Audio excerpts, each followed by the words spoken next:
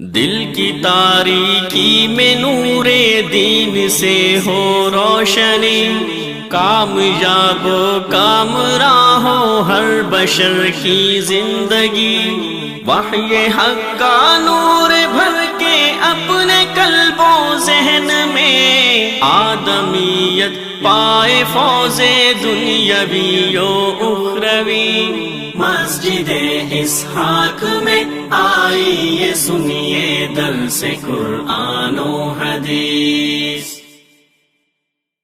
پڑھنی ہو بڑے اطمینان سے پڑھیں گے، لیکن جب باری آتی ہے قرآن مجید فرقان حمید کی تو ہمیں جلدی شروع ہو جاتی ہے۔ کسی کی کوشش ہوتی ہے کہ 15 منٹ میں، کسی کی 20 منٹ میں، اور کوئی چاہتا ہے کہ میں اس سے بھی کم مدت میں اور وقت میں قرآن مجید کی تلاوت مکمل کروں۔ اگر ہمارے پاس ایک پیج بھی آ جائے، ای میل ہمارے پاس آ جائے، تو شاید ہم آدھا گھنٹہ اس پر لگا دیتے ہیں، غور و خوض کرتے ہوئے اور اس کو دیکھتے ہوئے کہ جناب صورتحال ہے کیا، مسئلے کی نوعیت کیا ہے۔ لیکن اگر ہم قرآن مجید کے حوالے سے دیکھیں تو ہم قرآن مجید کے 16 صفحات یا 20 صفحات اللہ اکبر و کبیرہ اتنی دیر میں پڑھتے ہیں جتنا میل کا ایک صفحہ ہم اپنے کمپیوٹر کے اوپر پڑھتے ہیں۔ قرآن مجید کے ساتھ یہ جلدی والا معاملہ، یہ قرآن مجید کے ساتھ ظلم ہے، اور قرآن مجید کے ساتھ یہ ناانصافی ہے۔ حضرات گرامی، اللہ کے نبی محمد الرسول اللہ صلی اللہ علیہ وسلم کا ارشاد گرامی، من لم یتغن بالقرآن فلیس منا، جو قرآن مجید کو غنا کے ساتھ، خوبصورت آواز کے ساتھ، عمدہ لب و لہجے کے ساتھ اور ترتیل کے ساتھ ٹھہر ٹھہر کر اس کی تلاوت نہیں کرتا، فلیس منا، محمد الرسول اللہ صلی اللہ علیہ وسلم نے فرمایا کہ وہ ہم میں سے ہے ہی نہیں۔ یہ اتنی سخت وعید ہے۔ تو وہ لوگ، وہ افراد، وہ اشخاص، وہ میرے بھائی اور بزرگ، اور گھر کے اندر ان کی بیٹیاں اور بیویاں اور بچیاں اور بہنیں، اگر ان کو بھی قرآن مجید نہیں آتا تو اہتمام کرنا چاہیے پڑھانے کا۔ خود اپنے آپ کو نہیں آتا تو قرآن مجید کا اس کو حق دینے کے لیے ضروری ہے کہ ہم قاری قرآن سے رابطہ کریں اور قرآن مجید کو پڑھنے کا سلیقہ، ڈھنگ اور طریقہ سیکھیں۔ ہم نے وقف کہاں کرنا ہے، مد ہم نے کیسے کرنی ہے، غننے کا طریقہ کار کیا ہے، اخفاء، ادغام اور اظہار کیا ہے، یہ قرآن مجید کا حق ہے جو ہمارے اوپر قرض ہے اور فرض ہے، جو ہم نے ادا کرنا ہے۔ تو اللہ رب العالمین تو ہماری تعریف کرتے ہوئے فرما رہے ہیں، الذین آتیناہم الکتاب یتلونہ حق تلاوتہ، جن کو ہم نے کتاب دی ہے وہ قرآن مجید کی اس کتاب کی تلاوت اس طرح کرتے ہیں جس طرح کرنے کا حق ہے۔ اب میں اپنے گریبان میں جھانک کے دیکھوں، کیا قرآن مجید کو میں اس کا یہ حق دے رہا ہوں یا نہیں دے رہا؟ میں ان حقوق کی تکمیل کر رہا ہوں یا نہیں کر رہا؟ میں اس کے تقاضوں کو پورا کر رہا ہوں یا نہیں کر رہا؟ اگر نہیں کر رہا تو کیوں نہیں کر رہا؟ اس میں غفلت کیوں ہے؟ اچھا پڑھنے کی جستجو اور کوشش کیوں نہیں ہے؟ اللہ اکبر و کبیرہ۔ میرے محترم بھائی اور دوستو، ہمارے اوپر یہ لازمی اور ضروری ہے کہ ہم خود بھی، ہماری اولادیں بھی، ہماری بیویاں بھی قرآن مجید فرقان حمید کی تلاوت کو اس طرح کریں جس طرح تلاوت کرنے کا حق ہے۔ الذین آتیناہم الکتاب یتلونہ حق تلاوتہ، قرآن مجید کی تلاوت اسی طرح کی جائے جس طرح اس کا تلاوت کرنے کا حق ہے۔ اگر کوئی شخص جان بوجھ کر قرآن مجید کو صحیح پڑھنے کی کوشش نہیں کرتا اور قرآن مجید کو سبقاً اسی طرح یاد نہیں کرتا، اللہ اکبر و کبیرہ، اور قرآن مجید کو خوبصورت آواز میں، اچھے لب و لہجہ میں اگر اس کی تلاوت نہیں کرتا تو اللہ کے نبی صلی اللہ علیہ وسلم نے یہ بات فرما دی ہے، من لم یتغن بالقرآن فلیس منا، وہ ہم میں سے ہے ہی نہیں۔ میرے محترم بھائی اور دوستو، وہ شخص گناہگار ہے، وہ پاپی ہے، وہ جان بوجھ کے جرم کا ارتکاب کر رہا۔ یہ کتاب ایسی کتاب ہے قرآن مجید فرقان حمید، جو اللہ کا آخری کلام ہے۔ اس سے پہلے جتنی کتابیں آئی ہیں، اس معیار کی، اتنی بلندیوں والی محفوظ ترین کتاب کوئی بھی نہیں تھی۔ آج آپ کو تورات کا، انجیل کا، زبور کا، صحف ابراہیم اور صحف موسیٰ کا آپ کو صحیح سالم کوئی مسودہ، کوئی اس کی کاپی نظر نہیں آئے گی۔ دنیا کے اندر سچی ترین، صحیح ترین کوئی کتاب ہے تو وہ قرآن مجید فرقان حمید ہے۔ رب العالمین نے قرآن مجید میں ہی فرمایا، اتل ما اوحی الیک من الکتاب واقم الصلاۃ، وَاتْلُ مَا أُوحِيَ إِلَيْكَ مِنْ كِتَابِ رَبِّكَ لَا مُبَدِّلَ لِكَلِمَاتِهِ۔ اللہ رب العالمین نے اس کتاب قرآن مجید فرقان حمید کو پڑھنے کا آرڈر دیا ہے اور پڑھنے کا کہا ہے، اور پہلی وحی بھی اقرأ بسم ربک الذی خلق خلق الانسان من علق۔ قرآن مجید فرقان حمید گھروں میں سنبھالنے کے لیے، تالوں میں بند کرنے کے لیے نہیں، قرآن مجید ایمان کے بعد تلاوت کرنے کے لیے آیا ہے۔ میرے محترم بھائی اور دوستو، صورتحال یہ ہوتی ہے کہ عید رات کو، چاند رات کو قرآن مجید ہم نکال دیتے ہیں اپنے بیڈ روم سے بھی، اپنے ڈرائنگ روم سے بھی، اور پھر شعبان کے آخری عشرے یا ہفتے میں قرآن مجید کی تلاش شروع ہوتی ہے تو قرآن مجید کہاں ملتا ہے؟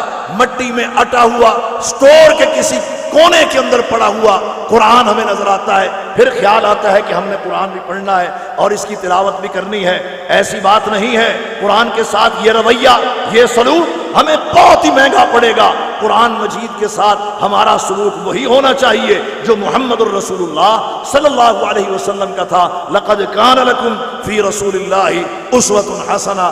آپ جبریل امین سے دور کرتے تھے، زندگی کے آخری رمضان میں ایک نہیں 2 مرتبہ دور کیا۔ قرآن مجید فرقان حمید کو کیوں پڑھنا؟ اس لیے کہ قرآن مجید فرقان حمید کو پڑھنے سے اجر ملتا ہے، ثواب ملتا ہے، اجرت ملتی ہے۔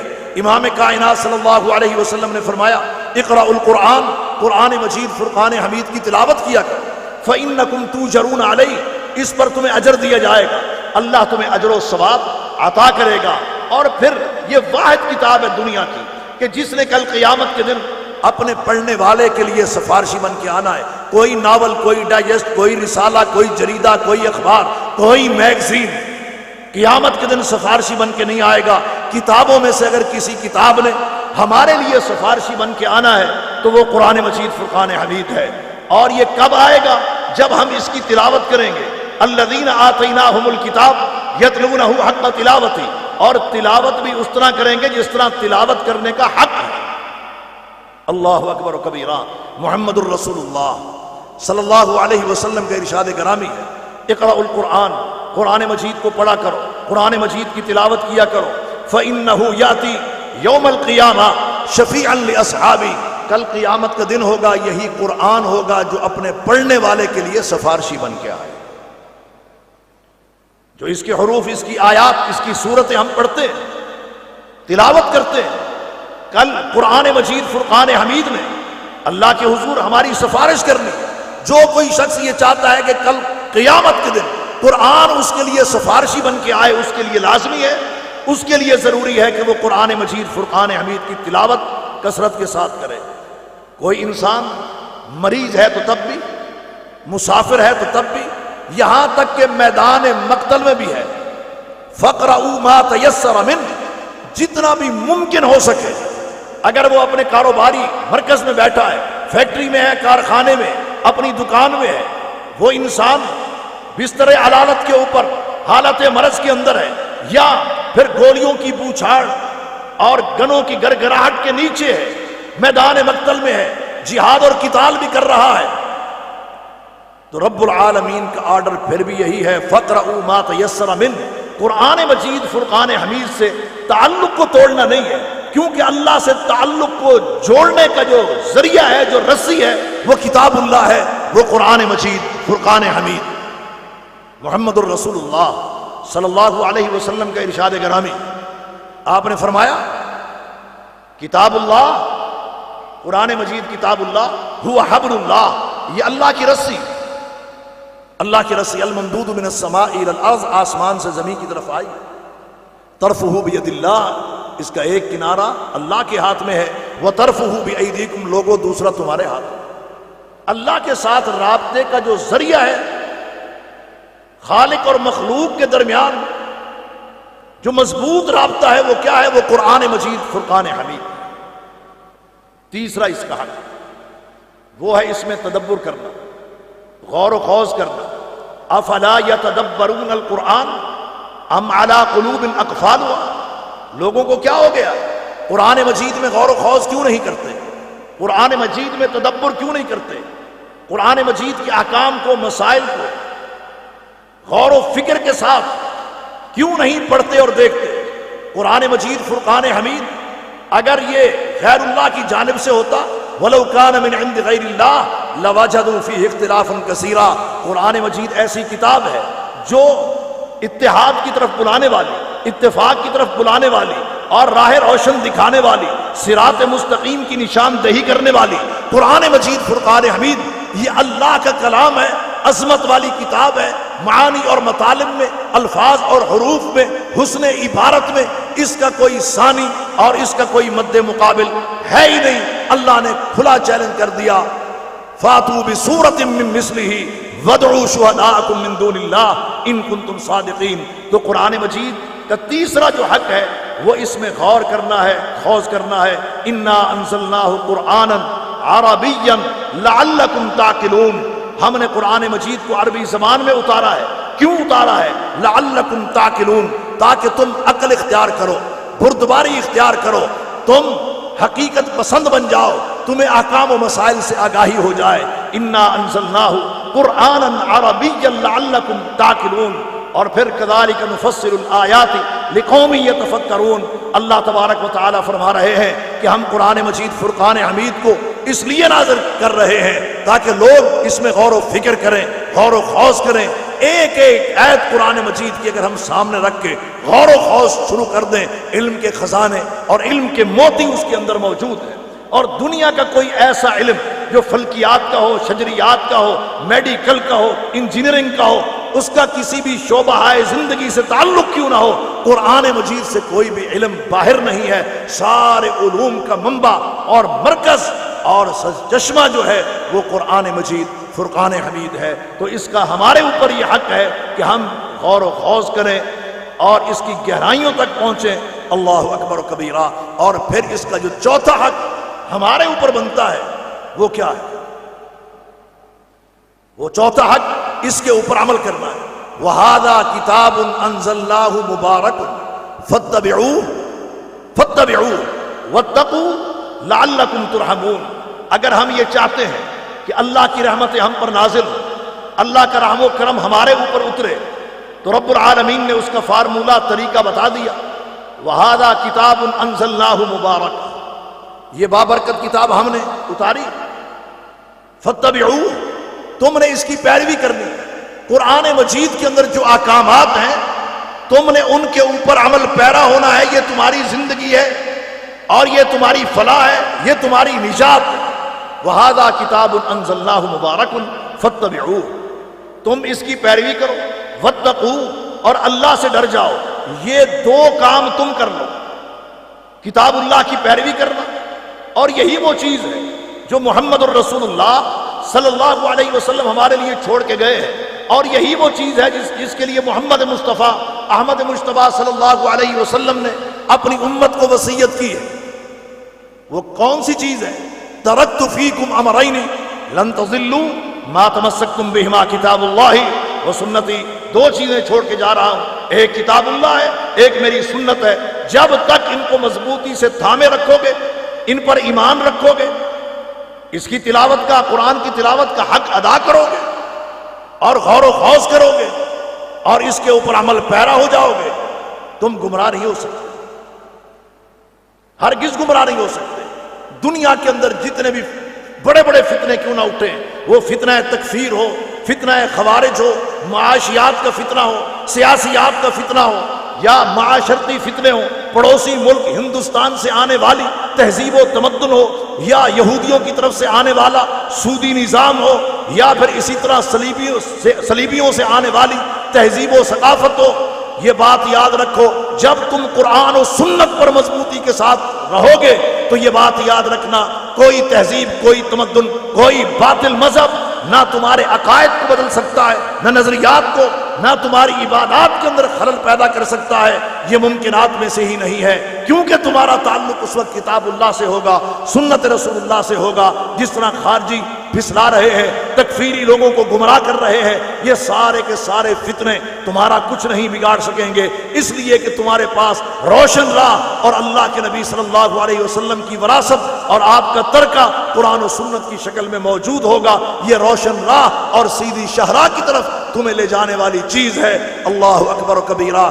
تو اللہ رب العالمین نے کیا کہا؟ وَهَذَا كِتَابٌ أَنزَلْنَاهُ مُبَارَكٌ فَاتَّبِعُوهُ وَاتَّقُوا، پیروی کتاب اللہ کی کرو، سنت رسول اللہ کی کرو، وحی کی کرو، اور اللہ سے ڈرو، لعلکم ترحمون، تاکہ اللہ کی رحمتیں تمہارے اوپر اتریں، اللہ تمہارے اوپر مہربان ہو جائے۔ بات یہی سمجھ آتی ہے کہ اللہ کی مہربانیاں ان کے لیے ہیں جو قرآن مجید پر عمل کرنے والے ہیں۔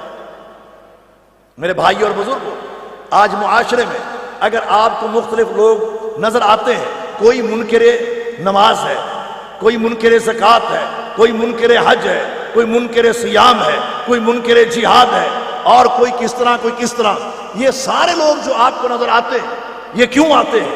اس لیے کہ ان کا کتاب اللہ سے تعلق نہیں ہے۔ کتاب اللہ سے صحیح معنوں میں ایمان اور اخلاص والا اگر تعلق ہو تو پھر قرآن تو کہتا ہے اقیم الصلاۃ، نماز پنجگانہ کی پابندی کرو۔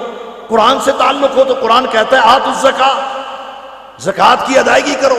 قرآن مجید سے اگر تعلق صحیح معنوں میں ہو، اتم الحج والعمرۃ للہ، قرآن تو حج اور عمرے کی ادائیگی کا حکم دیتا ہے، اور اسی طریقے سے قرآن مجید کے ساتھ تعلق ہو، قرآن تو کہتا ہے کتب علیکم الصیام، کتب علیکم الصیام فمن شہد منکم الشہر فلیصم، جو اس مہینے کو پالے اس کو چاہیے کہ وہ اس مہینے کے روزے رکھے۔ جس کا تعلق کتاب اللہ سے ہے وہ روزوں کا منکر نہیں ہو سکتا، نماز کا منکر، زکوٰۃ کا منکر، حج اور عمرے کا منکر نہیں ہو سکتا، اور جس کا تعلق کتاب اللہ سے ہے وہ جہاد کا منکر نہیں ہو سکتا۔ انفروا خفافا وثقالا وجاہدوا باموالکم وانفسکم فی سبیل اللہ، اللہ تو واضح کہہ رہا ہے ما لکم لا تقاتلون فی سبیل اللہ، اللہ تو کھل کے کہہ رہا ہے وقتلوا المشرکین حیث وجدتموہم وخذوہم واحصروہم واقعدوا لہم کل مرصد۔ قرآن مجید سے اگر تعلق ہو تو پھر مرد اور عورت کی نماز میں کوئی فرق نظر نہیں آتا۔ اگر قرآن کے ساتھ تعلق ہو، قرآن کے اوپر عمل ہو، تو پھر یہ نہیں ہوگا کہ عورتیں گھروں میں اعتکاف بیٹھیں گی اور مرد مساجد کے اندر بیٹھیں گے، نہیں، پھر قرآن بتائے گا لا تباشروہن وانتم عاکفون فی المساجد، کہ تم نے اعتکاف مساجد کے اندر بیٹھنا ہے، مردوں نے بھی اور عورتوں نے بھی۔ اللہ کے نبی صلی اللہ علیہ وسلم کا خیمہ نصب ہوتا تھا، ازواج مطہرات کے خیمے بھی مسجد نبوی کے اندر لگا کرتے تھے، اور اللہ کے نبی صلی اللہ علیہ وسلم آخری عشرے کا اعتکاف کیا کرتے تھے۔ کان رسول اللہ صلی اللہ علیہ وسلم یجاور فی العشر الاواخر من رمضان، آخری عشرے کے اندر اللہ کے نبی صلی اللہ علیہ وسلم اعتکاف بیٹھتے تھے، ویقول، اور فرماتے تھے تحروا لیلۃ القدر فی العشر الاواخر من رمضان، رمضان کے آخری عشرے میں تم نے قدر کی رات کو تلاش کرنا ہے۔ ایک اور روایت میں سیدہ عائشہ صدیقہ رضی اللہ تعالیٰ عنہ فرماتی ہیں کہ اللہ کے نبی صلی اللہ علیہ وسلم نے یہ فرمایا تحروا لیلۃ القدر فی الوتر، تاک راتیں جو ہیں، تاک راتیں آخری عشرے کی 21، 23، 25، 27 اور 29، اس میں قدر کی رات کو تلاش کرو۔ اللہ اکبر و کبیرہ۔ تو میرے محترم بھائی اور دوستو، آج اگر اعتکاف کے مسئلے میں بھی اختلاف پایا جاتا ہے تو کیوں؟ اگر قرآن سے تعلق ہو تو قرآن کے اندر واضح حکم ہے لا تباشروہن وانتم عاکفون فی المساجد۔ تو چوتھا جو حق ہے قرآن مجید کا وہ یہ ہے، اور ہمارے دیگر جو مسائل ہیں اختلافی مسائل بھی ہیں، ان تنازعتم فی شیء فردوہ الی اللہ والرسول، اگر ہم اللہ اس کے رسول کی طرف، قرآن اور سنت کی طرف پلٹ آئیں، لوٹ آئیں، اور قرآنی آیات کو اور قرآنی احکامات کو اگر ہم سامنے رکھ لیں تو کوئی اختلاف رہتا ہی نہیں ہے۔ اگر آج اطاعت کے اندر کمی ہے، اللہ کی نمک حرامی لوگ کرتے ہیں، نبی کی نافرمانی کرتے ہیں، اللہ کی نمک حلالی جو ہے وہ کم ہو رہی ہے، نبی کی فرما برداری تھوڑی ہو رہی ہے، اس کا سبب اور اس کی بنیادی وجہ کیا ہے؟ قرآن سے لا تعلق ہی ہے۔ قرآن مجید کے ساتھ صحیح معنوں میں تعلق ہو تو قرآن تو کہتا ہے اطیعوا اللہ واطیعوا الرسول، اللہ کی بھی اطاعت کرنی ہے، رسول اللہ کی بھی اطاعت کرنی ہے۔ انسان وہ بالکل سیدھا صحیح ہو جاتا ہے جس کا تعلق کتاب اللہ سے ہے۔ ٹیڑھ اس وقت آتا ہے اور کمی اس وقت آتی ہے، تعویلات اس وقت جنم لیتی ہے کہ جب انسان کا کتاب اللہ کے ساتھ صحیح معنوں میں تعلق نہیں ہوتا اور اس کے حقوق کی تکمیل اور اس کی پہچان نہیں ہوتی۔ تو اس کا چوتھا حق وہ اس کے اوپر عمل کرنا ہے۔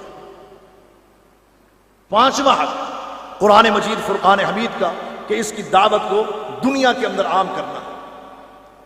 یا ایھا الرسول بلغ ما انزل الیک من ربک، اے میرے رسول آپ نے اس قرآن کو، اس وحی کو بلغ آگے پہنچانا ہے، ما انزل الیک من ربک، آپ کے رب کی طرف سے آپ پر جو اترا ہے، آپ پر جو نازل ہوا ہے، وانزل اللہ علیک الکتاب والحکمہ وعلمک ما لم تکن تعلم، کتاب و حکمت کی دعوت آپ نے دینی ہے، بلغ ما انزل الیک من ربک، آپ نے قرآن کی، دین کی، اسلام کی تبلیغ کرنی ہے، وحی کو آپ نے آگے پہنچانا ہے۔ اللہ کے نبی صلی اللہ علیہ وسلم نے بازاروں میں، گھروں میں، علاقوں میں، طائف میں، مکہ میں، مدینہ میں، جہاں جہاں رب نے موقع دیا، اللہ کے نبی صلی اللہ علیہ وسلم نے بلغ ما انزل الیک من ربک اس کے اوپر عمل کیا۔ اور جو بلغ ما انزل وہ کیا ہے؟ وہ یہی ہے انزل اللہ علیک الکتاب والحکمہ، اللہ نے آپ کو کتاب و حکمت عطا کی ہے اور اس کو آگے پہنچانے کا آرڈر دیا ہے۔ لقد من اللہ علی المؤمنین اذ بعث فیہم رسولا من انفسہم یتلو علیہم آیاتہ ویزکیہم ویعلمہم الکتاب والحکمہ وإن كانوا من قبل لفی ضلال مبین۔ اگر گمراہ معاشرے سدھرے ہیں تو کتاب و سنت سے، بگڑے ہوئے لوگ صحیح ہوئے ہیں تو کتاب و سنت سے، عقائد کی اصلاح ہوئی ہے کتاب و سنت سے، اگر عبادات کے اندر بہتری آئی ہے کتاب و سنت سے، نظام معیشت سمرا ہے کتاب و سنت سے، نظام سیاست بہتر ہوا ہے تو کتاب و سنت سے، ہمارا مستقبل روشن ہو سکتا ہے کتاب و سنت سے۔ اور یہی وہ دو چیزیں ہیں جن کی دعوت محمد الرسول اللہ صلی اللہ علیہ وسلم نے پوری دنیا و کائنات کو دی ہے، یہی وہ دعوت قرآن و سنت کی ہے، یہ باقی رہے گی، ڈنکے کی چوٹ پر دنیا کے اندر موجود رہے گی، قرآن کی آواز گونجتی رہے گی، اس کو دنیا کی کوئی طاقت دبا نہیں سکتی، باقی ساری آوازیں دب جائیں گی، سارے دستور و منشور مٹ جائیں گے، اللہ کا قرآن دنیا میں باقی رہے گا۔ آئیے اس قرآن سے اپنا گہرا تعلق استوار کر لیں، وابستگیاں بڑھا لیں، اللہ تبارک و تعالی عمل کی توفیق دے۔ وآخر دعوانا ان الحمد للہ رب العالمین۔